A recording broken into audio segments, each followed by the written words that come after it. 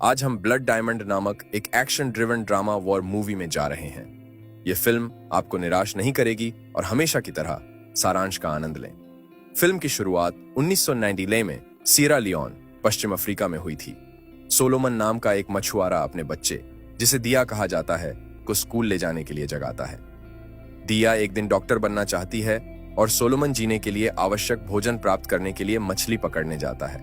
और एक बार जब वह काम पूरा कर लेता है तो वह अपने बच्चे को घर ले जाने के लिए पैदल चलना शुरू कर देता है। हालांकि स्कूल के बाद वह रिवॉल्यूशनरी यूनाइटेड फ्रंट नामक भाड़े के सैनिकों के एक दस्ते को देखता है, जो हत्या के इरादे से विद्रोहियों का एक समूह है, जिससे दोनों अपनी जान बचाने के लिए भाग जाते हैं। सुलेमान अपने बच्चे को एक नाव के पीछे छिपाता है और अपने घर भाग जाता है। विद्रोहियों ने बिना किसी दया या अपवाद के अपनी नजर में किसी को भी मारना शुरू कर दिया। शरीर गिर जाते हैं, लेकिन सोलोमन अपने अवरोधक को तोड़ने में कामयाब हो जाता है और अपने परिवार को भागने में सक्षम बनाता है। हालांकि वह कैद है और वह अपने परिवार को सुरक्षित स्थान पर छोड़ने के लिए रोता है, जो वे करते हैं। वह और जीवित ग्रामीण दोनों कैप्टन जहर के सामने खड़े होने के लिए मजबूर हैं। वह अपने सैनिकों से पुरुषों के हाथ काटने के लिए कहता है, क्योंकि उनकी सरकार लोगों के सामने घोषणा कर रही है कि भविष्य उनके हाथों में है, और इस प्रकार उन्हें चुनाव में अपनी आवाज देने से रोकने के लिए वह उन्हें काट देता है। जब सुलेमान का समय आता है तो वे उससे पूछते हैं कि वह लंबी बाजू चाहता है या छोटी, और हर कोई हंसता है। जैसे ही वह आदमी कुल्हाड़ी उठाता है, उसे रोक दिया जाता है। कैप्टन पॉइजन का कहना है कि सोलोमन एक कामकाजी व्यक्ति है और उसे खदानों में ले जाने का आदेश देता है। संयुक्त राष्ट्र में सियरा लियोन में नागरिक संघर्ष पर चर्चा करने के लिए एक महत्वपूर्ण चर्चा चल रही है। गिरोह को पता चलता है कि क्रांतिकारी संयुक्त मोर्चा या RUF हिंसा का प्रमुख आरंभकर्ता था। राज्य के साथ उनके विश्वासघात की एक नापाक प्रेरणा थी हीरे की खानों पर नियंत्रण हासिल करना। उनके द्वारा खनन किए गए हीरे गहने के लिए नहीं थे, उन्होंने अवैध आग्नेयास्त्र प्राप्त करने के लिए उन्हें बेच दिया। हालांकि कई सरकारों ने संघर्ष से तबाह हुए क्षेत्रों से हीरे प्राप्त नहीं करने की कसम खाई थी, लेकिन भूमिगत बाजार ने इन सीमाओं को पार करने के तरीके खोजे। इन युद्ध क्षेत्रों के हीरे अभी भी खरीदारों के हाथों में अपना रास्ता खोज रहे थे, जिससे आगे नरसंहार बढ़ रहा था। सम्मेलन में भाग लेने वालों में सिमंस और वैन डी कोप थे, जो हीरा क्षेत्र के महत्वपूर्ण खिलाड़ी थे। वे केवल एक दर्शक के रूप में नहीं हैं, इनका उद्देश्य सियरा लियोन की स्थिति को हल करने में एक भूमिका निभाना है। वापस खदान में कैप्टन पॉइजन कैदियों के बीच जाता है और उन्हें सूचित करता है कि RUF ने उन्हें लालची सरकार से मुक्त कर दिया है। एक खनिक को एक छोटा सा हीरा मिलता है और वह उसे अपने दांतों में छिपा लेता है, लेकिन उसका पता चल जाता है। कैप्टन पॉइजन सभी को काम करने से रोकता है और जब उसे हीरा वापस दिया जाता है तो वह कैदी की हत्या कर देता है, जिससे अन्य खनिकों के लिए एक उदाहरण स्थापित होता है। कहीं और एक विमान 2 लोगों के साथ जमीन पर उतरता है। डैनी नामक एक व्यक्ति पायलट को वापस लूप करने का निर्देश देता है। जब उसका काम पूरा हो जाता है तो डैनी का कुछ लोगों द्वारा स्वागत किया जाता है और उनसे पूछा जाता है, कमांडर जीरो कहाँ है? कैप्टन रंबल का दावा है कि वह आज आग्नेयास्त्रों के लिए हीरे का व्यापार करने के लिए व्यवसाय संभालेगा, लेकिन डैनी सहमत नहीं होता है और अपनी पिस्तौल देता है और अंदर जाता है, जहां वह कमांडर जीरो से मिलता है। वह उसे सूचित करता है कि क्या वह बंदूकें लाया है और डैनी जवाब देता है कि वह पहले पैसे चाहता है। कमांडर जीरो उसका सामना करता है और डैनी धमकी देता है कि अगर वह कीमत तय नहीं करता है तो वह आग्नेयास्त्रों को अधिकारियों को भेज देगा। फिर उसे हीरे की एक बड़ी मुट्ठी दी जाती है और उससे आग्रह किया जाता है कि वह अगली बार उसके लिए भी सैटेलाइट टीवी लाए। डैनी कुछ चरवाहों के साथ इलाके में पैदल यात्रा करता है। जब उसे सेना द्वारा रोका जाता है तो वह राष्ट्रीय भौगोलिक होने का नाटक करता है और कमांडर को अपना पासपोर्ट और सामान दिखाता है। कमांडर तब भेड़ों की जांच शुरू करता है और उनमें से एक पर एक कट देखता है। वह अंदर छिपे हुए गहनों को खोजने के लिए इसे खोलता है और वह तुरंत अपने आदमियों को डैनी को गिरफ्तार करने का आदेश देता है। इस बीच सोलोमन हीरे की खदान में लगातार काम करता है। संयोग से वह एक बड़ा गुलाबी हीरा खींचता है, लेकिन चुप रहता है। दूसरा एक मोड़ है, वह अपने पैर की उंगलियों के बीच में हीरा डालता है और एक सैनिक से बाथरूम का उपयोग करने की अनुमति मांगता है। रास्ते में कैप्टन पॉइजन उसे देखता है और उसे यह देखने के लिए देखता है कि क्या वह कुछ छिपा रहा है, लेकिन उसे कुछ नहीं मिलता है। एक खुले शौचालय के एकांत में सोलोमन अपनी पतलून फाड़ देता है और हीरे को अंदर रखता है और उसे खोदने के लिए आगे बढ़ता है। हालांकि पीछे से एक बंदूक क्लिक करती है। कैप्टन पॉइजन उसे हीरे को छोड़ने का निर्देश देता है। जैसे ही वह ऐसा करता है, सरकार विद्रोहियों पर एक पूर्ण पैमाने पर हमला शुरू कर देती है और कैप्टन पॉइजन घायल हो जाता है, जिससे सोलोमन भाग जाता है और हीरे को दफन कर देता है। जैसे ही वह समाप्त करता है, सैनिक उसे खोज लेते हैं और उसे पकड़ लेते हैं। विद्रोहियों और बंदियों को उसी जेल में स्थानांतरित कर दिया जाता है जहां डैनी को रखा जाता है। जब उन्हें पिंजरों में फेंक दिया जाता है तो वे रूफ का जाप करते हैं। कैप्टन पॉइजन को एक स्ट्रेचर पर ले जाया जाता है और वह सोलोमन को देखता है। वह गुलाबी हीरे के लिए स्थान का अनुरोध करता है। यह जल्दी ही डैनी का ध्यान आकर्षित करता है क्योंकि कप्तान $1000 की पेशकश करता है, क्योंकि कोई भी सोलोमन से हीरा निकाल सकता है। लेकिन जब वह जहर पर चिल्लाता है और अपने शरीर का खुलासा करता है तो अन्य दोषी उसे कुछ समय के लिए अकेला छोड़ देते हैं। अगले दिन डैनी खुद को खतरे से बाहर पाता है, एक दोस्त की बदौलत जिसने उसे बचा लिया। वह सोलोमन को भी मुक्त करने का अनुरोध करता है और डैनी अपने आदमी को लंदन में खरीदारों को फोन करने का आदेश देता है, लेकिन पता चलता है कि वे अब उसके साथ काम करने में रुचि नहीं रखते हैं। अपने फ्लैट में वापस एक असंतुष्ट डैनी सिमंस को फोन करने का प्रयास करता है, लेकिन कोई जवाब नहीं मिलता है। एक आश्चर्यजनक चाल में डैनी फिर एक खोखले दांत से एक छिपा हुआ हीरा खींचता है और अपनी स्थिति छोड़ देता है, जिससे एक नई साजिश अमल में आ जाती है। लेकिन बिना किसी संदेह के उसका पीछा एक अज्ञात व्यक्ति कर रहा है जो उसके अपार्टमेंट में घुस जाता है। डैनी कुछ तेज नकदी में रत्न बेचने के लिए हीरे की दुकान पर जाता है। सोलोमन को बाद में मुक्त कर दिया जाता है और उसे सूचित किया जाता है कि वह अंदर एक दोस्त से मिला और उसे कुछ पैसे दी जाते हैं। डैनी एक बारटेंडर के पास जाता है और उसे कुछ और नकदी देता है और बारटेंडर कहता है कि उसे अंदर आने में कुछ दिन लगेंगे। फिर वह एक महिला को देखता है और उसके साथ शामिल हो जाता है।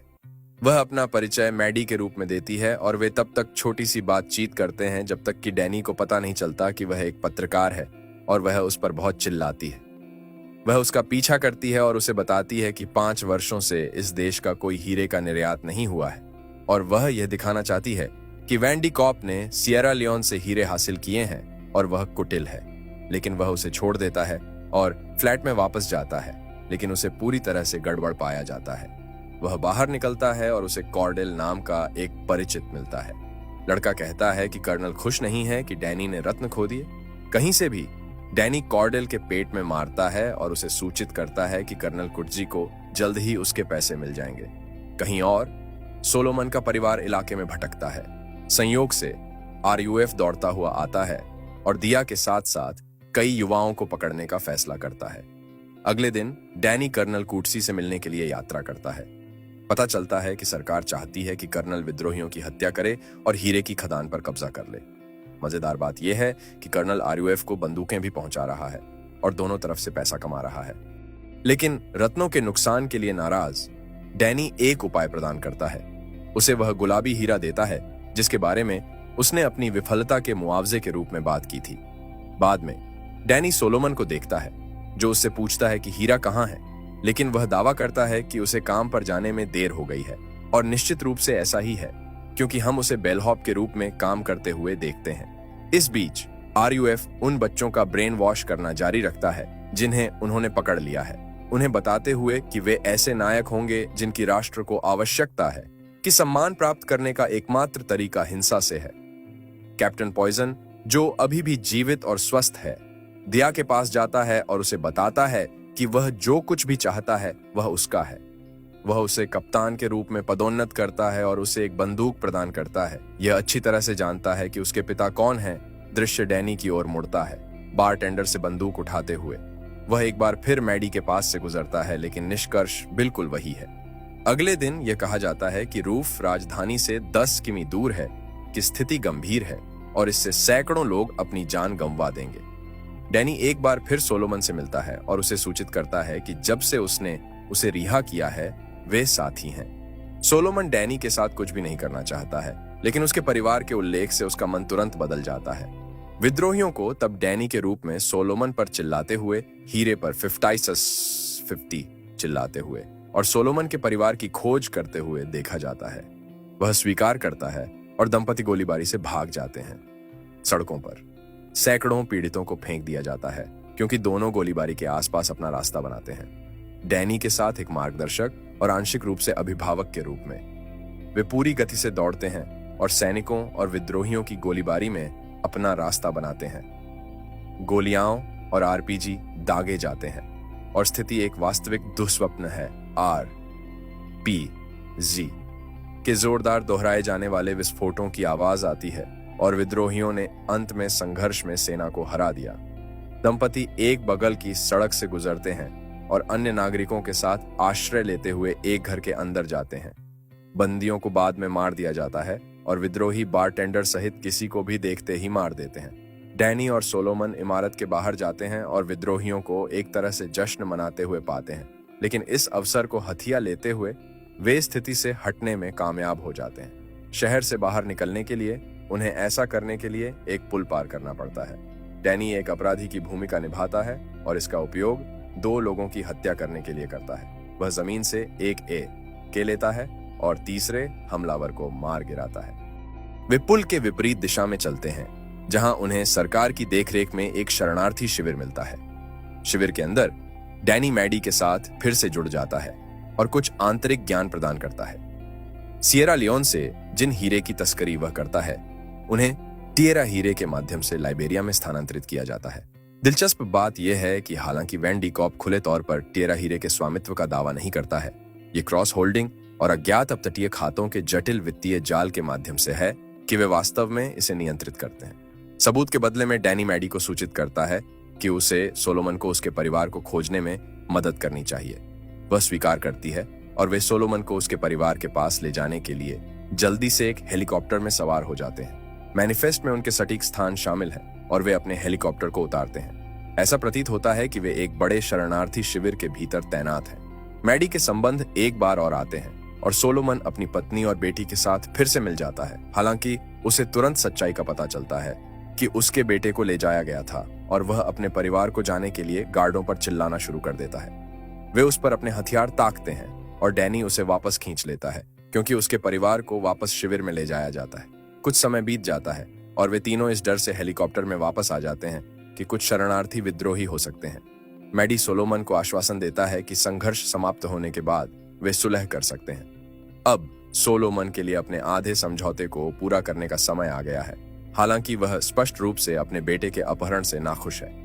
डैनी तब मैडी से बात करता है और उसे हीरे तक ले जाने के लिए उसकी सहायता का अनुरोध करता है। उसके पास यह नहीं है और इसीलिए वह उसे हीरे के उद्यम के तंत्र के बारे में बताता है कि जब वह सीमा पार हीरे की तस्करी करता है तो स्थानीय खरीदार उन्हें मोनरोविया में एक बिचौलिए के पास ले जाते हैं। वह सीमा शुल्क का भुगतान करता है और कसम खाता है कि हीरे लाइबेरिया में खनन किए गए थे। एक बार जब वे एंटवर्प में खरीदारों के पास पहुंचते हैं तो हीरे को छंटाई की मेज पर ले जाया जाता है और जब तक वे भारत पहुंचते हैं तब तक साफ और गंदे हीरे एक साथ मिल जाते हैं और साफ हो जाते हैं। उसके बाद डैनी आपूर्ति का प्रबंधन करने और मांग को उच्च रखने के लिए लंदन में सिमंस से मिलता है। वे हीरे को बाजार के संचलन से दूर रखने और अत्यधिक उच्च कीमत को बनाए रखने के लिए एक तहखाने में रखकर ऐसा करते हैं। वह उसके नामों और खातों का सत्यापन प्रदान करता है जो उसकी पुस्तक में उल्लिखित है। उसकी एकमात्र आशा है कि वह तब तक प्रतीक्षा करे जब तक कि वह अपना रत्न ठीक नहीं कर लेता। इसके साथ जोड़ी की शुरुआत होती है जिसमें सोलोमन ने एक पत्रकारदानी में एक कैमरामैन की भूमिका निभाई है। यात्रा में कुछ ही समय बाद वे कुछ तस्वीरों के लिए रुकते हैं, लेकिन उन पर घात लगाकर हमला किया जाता है। वे बस में वापस आ जाते हैं और सोलोमन एक बच्चे की जान बचाता है। वे अपनी यात्रा फिर से शुरू करते हैं, लेकिन तुरंत उन पर फिर से हमला किया जाता है। ड्राइवर के साथ साथ अन्य पत्रकारों की भी हत्या कर दी जाती है। डैनी गाड़ी चलाता है और भागने में कामयाब हो जाता है, लेकिन एक वाहन उनका पीछा करने लगता है। वह शाब्दिक रूप से एक युद्ध के मैदान के माध्यम से अपने वाहन को फर्श पर उतारता है और वाहन के ढहने तक जंगल में जितना दूर जा सकता है यात्रा करता है। वे तब तक भटकते रहते हैं जब तक कि सुबह की रोशनी कहीं से नहीं निकलती। कुछ स्थानीय लोग फूट पड़े और लगभग उन पर हमला कर दिया, लेकिन मैडी उनसे बात करने के बजाय तस्वीरें लेने में कामयाब हो गया। जनजातीय प्रमुख पर्यटकों को उनके घर तक ले जाते हैं। पता चलता है कि उनके कमांडर बेंजामिन ने आरयूएफ से कुछ अपहृत बच्चों को फिर से हासिल कर लिया है और उन्हें एक बार फिर बच्चे बनने में मदद करने का प्रयास कर रहा है। अगले दिन बेंजामिन समूह को कर्नल के अड्डे की ओर ले जाता है। रास्ते में उसे कई किशोर सैनिकों द्वारा गोली मार दी जाती है। लेकिन डैनी आगे बढ़ता रहता है और बेस तक पहुंच जाता है। वह बेंजामिन को चिकित्सा कर्मियों के पास ले जाता है और कर्नल को देखने के लिए लाया जाता है। कर्नल डैनी को सूचित करता है कि उसकी सेना विद्रोही शिविर के अंदर मार्च करने जा रही है और उनमें से बहुतों की हत्या करने जा रही है, जिससे डैनी को हीरे की खोज करने के लिए पर्याप्त समय मिलेगा। वह मैडी को सूचित करता है कि उसका विमान कुछ ही मिनटों में रवाना हो जाता है और वह लड़ाई की ओर बढ़ रहा है।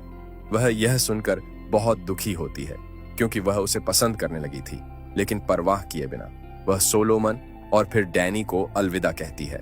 जब वह रवाना होती है तो वह उसे अपना नंबर देती है और उसे लंदन में होने पर उससे संपर्क करने के लिए कहती है। इसके बाद दंपति रात के अंधेरे तक छिपे हीरे की ओर जाते हैं। 2 कारें उनके पास आती हैं और दोनों पेड़ के नीचे छिप जाते हैं। जैसे ही एक गाड़ी गुजरती है, सोलोमन को लगता है कि वह दिया को देखता है और उसका नाम चिल्लाता है। वाहन रुक जाता है और यह डैनी को सोलोमन को पकड़ने और उसके लिए एक टक्कर बनाने में सक्षम बनाता है। जंगल में आगे बढ़ते हुए विद्रोही दोनों पर गोलियां चलाते हैं। वे विशाल पत्तियों के नीचे छिप जाते हैं और विद्रोहियों को अंधेरे में उनका पता नहीं चलता है। अगले दिन डैनी सोलोमन को उसकी मूर्खता पर व्याख्यान देता है और धमकी देता है कि अगर वह फिर से ऐसा करता है तो वह उसे मार देगा। वे तब तक चलते रहते हैं जब तक कि वे एक छोटे से शहर में नहीं पहुंच जाते। वह रूफ शिविरों को देखता है और जाकर यह देखना चाहता है कि उसका बच्चा वहां है या नहीं, लेकिन डैनी उसके रास्ते में आ जाता है और दोनों एक दूसरे पर कुछ वार करते हैं जब तक डैनी सोलोमन को बंदूक की नोक पर नहीं पकड़ लेता। लेकिन सोलोमन का तर्क है कि उसने अपने बच्चे की रक्षा नहीं की और वह अब एक मृत व्यक्ति है। डैनी लड़के के लिए भयानक महसूस करते हुए रात होने तक इंतजार करने का सुझाव देता है। दोनों शिविर में जाते हैं और एक संक्षिप्त नजर डालते हैं जिसमें जोड़ी को कुछ भी नहीं मिलता है। अगले दिन वे बिना किसी अशांति या टकराव के विभिन्न परिदृश्यों का दौरा करते हैं। उस रात वे एक गुफा के अंदर बारिश से शरण लेते हैं। डैनी सोलोमन को आश्वासन देता है कि वे उसके बच्चे की खोज करेंगे और उसे बचा लेंगे। उनका ट्रैक तब तक जारी रहता है जब तक कि वे अंततः आरयूएफ के लिए एक बड़े शिविर स्थल तक नहीं पहुंच जाते। डैनी कहता है कि वह एक असॉल्ट हेलीकॉप्टर भेजने के लिए कर्नल को बुलाने जा रहा है और सोलोमन कहता है कि उसका बच्चा वहां नीचे हो सकता है। डैनी नहीं सुनता है और घुड़सवार सेना को बुलाता है जो उसे सूचित करते हैं कि वे सुबह हमला करेंगे। जैसे ही अंधेरा क्षेत्र को घेरता है, डैनी बारिश से जाग जाता है और सोलोमन को गायब पाता है। पता चलता है कि वह एक विद्रोही की भूमिका निभा रहा है और इसलिए डैनी अपने आदमी का पता लगाने के लिए शिविर में प्रवेश करता है। लेकिन सोलोमन बिना रुके वहां जाता है जहां युवक हैं और उसे पता चलता है कि उसका बेटा दिया कुछ ताश खेल रहा है। वह उसे अपने साथ जाने के लिए कंधों से पकड़ता है, लेकिन दिया चिल्लाने लगती है, यह दावा करते हुए कि उसके पिता देशद्रोही हैं और उससे दूर हो जाते हैं। दूसरे लोग सोलोमन को बंदूक की नोक पर पकड़ते हैं क्योंकि छवि दूर से खिलते हुए एक लाल रंग के सूरज में परिवर्तित हो जाती है। कैप्टन पॉइजन सोलोमन पर हंसता है, ये कहते हुए कि वह जानता था कि वह वापस आ जाएगा। वह उसे फावड़ा उठाने और उसके द्वारा दबे हीरे को खोदने का निर्देश देता है। सोलोमन मना कर देता है और डैनी इसे दूर से देखता है। कैप्टन पॉइजन तब सोलोमन को चेतावनी देता है कि अगर वह रत्न नहीं खोदता है तो वह उसकी पूरी वंशावली को समाप्त कर देगा। वह अंततः फावड़ा उठाता है और कहीं से भी एक हमला करने वाला हेलीकॉप्टर आता है और विद्रोहियों को बर्बाद करने लगता है। विद्रोहियों की गोलियों का हेलीकॉप्टर पर बहुत कम प्रभाव पड़ता है, लेकिन हंगामे के बीच कैप्टन पॉइजन दिया के साथ उड़ान भरता है और सोलोमन उनका पीछा करता है। डैनी अपने हाथों को गंदा कर लेता है और सोलोमन कैप्टन पॉइजन के साथ लड़ाई में पड़ जाता है। यह परिदृश्य वास्तव में बहुत तीव्र है क्योंकि गोलियों की घंटी बजती है और लोग चिल्लाते हैं। सोलोमन योजना खो देता है और कप्तान को फावड़े से जहर दे देता है। फावड़े से उसकी आंखों में शैतान के साथ वह लगातार कैप्टन को जहर देता है जब तक कि वह उसे मार नहीं देता। डैनी विद्रोहियों की हत्या करता रहता है, लेकिन दिया को देखता है। वह उस युवक को बचाने का प्रयास करता है जो हेलीकॉप्टर की घातक आग से बच निकलता है। डैनी उससे चिपकने की कोशिश करता है क्योंकि अन्य विद्रोही जंगल में अपना रास्ता बनाते हैं, लेकिन छिपे हुए बलों द्वारा उन्हें कुचल दिया जाता है। हेलीकॉप्टर उतरता है और आरयूएफ के अन्य सदस्यों को हिरासत में लिया जाता है। डैनी कर्नल के पास जाता है जो उसे खुदाई करने वाले को देने का निर्देश देता है। सोलोमन चुप रहता है और इसलिए डैनी उसे बगल में ले जाता है। वह बहुत मूल रूप से बताता है कि क्या वह हीरे का स्थान नहीं देता है। वे दोनों मर चुके हैं। सोलोमन अभी भी चुप रहता है और डैनी अपना धैर्य खो देता है। वह ना में जवाब देना जारी रखता है और कर्नल डैनी को सूचित करता है कि स्थान प्राप्त करने के लिए अन्य तकनीकें हैं। कर्नल डैनी को हीरे पर 60-140 Ti विभाजन बताता है जब वह उसके स्थान को उजागर करता है। दिया को तब कर्नल के सामने ले जाया जाता है और यह सोलोमन को दफनाने के स्थान पर आगे बढ़ने के लिए मनाने के लिए पर्याप्त दबाव है। सोलोमन खुदाई शुरू करता है और डैनी देखता है कि लड़के मजाकिया व्यवहार कर रहे हैं। ये जानते हुए कि कर्नल उसे धोखा देगा, वह सुलेमान को एक नजर देता है और उसे संदेश मिल जाता है। सोलोमन का दावा है कि उसने रत्न की खोज की और सभी के काफी विचलित होने के बाद डैनी एक आदमी को मारता है और पहले को ढाल के रूप में उपयोग करते हुए अन्य दो को गोली मार देता है। वह एक तरफ छलांग लगाता है और कर्नल में 2 गोलियां डाल देता है। जैसे ही वह शूट करना शुरू करता है, डैनी उसे खत्म कर देता है। वह सोलोमन को खुदाई जारी रखने का आदेश देता है और उसे पता चलता है कि उसे गोली मार दी गई है। इसलिए सोलोमन को अंततः गहना मिल जाता है, लेकिन वह रुक जाता है जब उसे पता चलता है कि दिया बंदूक की नोक पर डैनी को पकड़े हुए है। फिर वह इसके बजाय सुलेमान की ओर इशारा करता है। सोलोमन अपने दिल की गहराई से बात करता है, दिया को आश्वासन देता है कि वह उससे प्यार करता है, चाहे उसने कुछ भी किया हो, कि वह उसे हमेशा प्यार करेगा। और युवक हथियार को नीचे कर देता है और अपने पिता को गले लगा लेता है। फिर उन्हें पीछे से गोली मार दी जाती है और जितनी जल्दी हो सके वे भाग जाते हैं। डैनी हीरे को पकड़ता है और अपने पायलट को फोन करता है, जो सोलोमन और उसके बच्चे को खोने का आदेश देता है। वे एक पहाड़ पर चढ़ते हैं और डैनी गंभीर रूप से घायल हो जाता है और आगे नहीं बढ़ सकता। सोलोमन, उसका दिल, वास्तविक सोने का रंग, डैनी को ऊपर उठा देता है और उसे अपने कंधों पर रख देता है। वह उसे पहाड़ पर खींच लेता है जब तक कि डैनी उसे रुकने का आदेश नहीं देता। सोलोमन उसकी सहायता करने का प्रयास करता है, लेकिन डैनी का दावा है कि वह आगे नहीं बढ़ सकता। बमुश्किल हाँफते हुए वह हीरे को निकालता है और उसकी चमक को देखता है। फिर वह उसे सुलेमान को सौंप देता है। उसे जानने का समय निकट है। वह अपने दोस्त को सूचित करता है कि यह उसके लिए है। वह उसे मैडी के कार्ड के साथ साथ अपने हथियार की पेशकश करता है यदि पायलट एक भावनात्मक रोलर कोस्टर में घूमता है। वह सुलेमान से अपने बेटे को घर ले जाने का आग्रह करता है। फिर उन्हें सोलोमन और उसके बच्चे डैनी की रक्षा के लिए अंतिम स्टैंड के रूप में एक बार फिर से गोली मार दी जाती है, जो आने वाली सेना पर गोली चलाता है। वह एक चट्टान पर अपना सिर रखता है और कुछ मिनट शेष रहते वह सैटेलाइट फोन उठाता है और मैडी से संपर्क करता है। वह उसकी आवाज सुनकर बहुत खुश होती है, लेकिन वह उसे बताता है कि उसे सोलोमन और उसके बच्चे की देखभाल करने की जरूरत है। वह जानती है कि डैनी घायल है और उसे अपने ठिकाने के बारे में बताने के लिए कहती है। लेकिन जैसे ही जेट सुरक्षा के लिए उड़ान भरता है, डैनी मैडी से कहता है कि वह चाहता है कि वह अभी उसके साथ हो। वह कहता है कि वह उससे मिलकर बहुत खुश है। ये उसे रोने के लिए खींचता है और वह अलविदा कहता है और फोन बंद कर देता है। इसके साथ उसका शरीर मृत हो जाता है क्योंकि विमान सूर्यास्त में उड़ता है। हफ्तों बाद हम सोलोमन को लंदन में मैडी के साथ देखते हैं। वह उसके साथ तब तक चलती है जब तक कि वह चला नहीं जाता और एक वाहन उसके बगल में रुक जाता है। सीमंस उसे अंदर जाने देने के लिए भाग जाता है और मैडी आदान प्रदान की तस्वीरें ले रहा है। वाहन के अंदर सोलोमन को 20 लाख पाउंड दिए जाते हैं, लेकिन वह पैसे देने से इनकार कर देता है और कहता है कि वह चाहता है कि उसके परिवार को लंदन ले जाया जाए। वह मैडी के साथ कार छोड़ देता है, जो उसके द्वारा ली गई फिल्म से बहुत खुश है। कुछ दिनों बाद उसे हवाई क्षेत्र में आने के लिए फोन आता है। वहां वह सूटकेस और अपने परिवार की सुरक्षा के लिए हीरा लाता है। मैडी विनिमय की और भी बेहतर छवियां बनाता है और गुलाबी हीरे को जल्दी से एक तहखाने में स्थानांतरित कर दिया जाता है। जब वैन डी कॉप और सिमंस अपने कार्यस्थल पर लौटते हैं तो उन्हें एक पुस्तक द्वारा घेर लिया जाता है, जिसे मैडी ने उनके बारे में प्रकाशित किया था। इस पुस्तक में डैनी की वीरता सहित सभी जानकारी शामिल है। सोलोमन को तब आघात और भ्रष्टाचार के बारे में बात करने के लिए लंदन में एक सम्मेलन में शामिल होने का निर्देश दिया जाता है। जैसे ही वह अंदर जाता है, उसे दर्शकों से एक बड़ी ताली मिलती है। जब तक वह मंच पर आता है, उसे खड़े होकर अभिवादन प्राप्त होता है, क्योंकि हर कोई समझता है कि उनमें से एक वास्तविक किंवदंती है।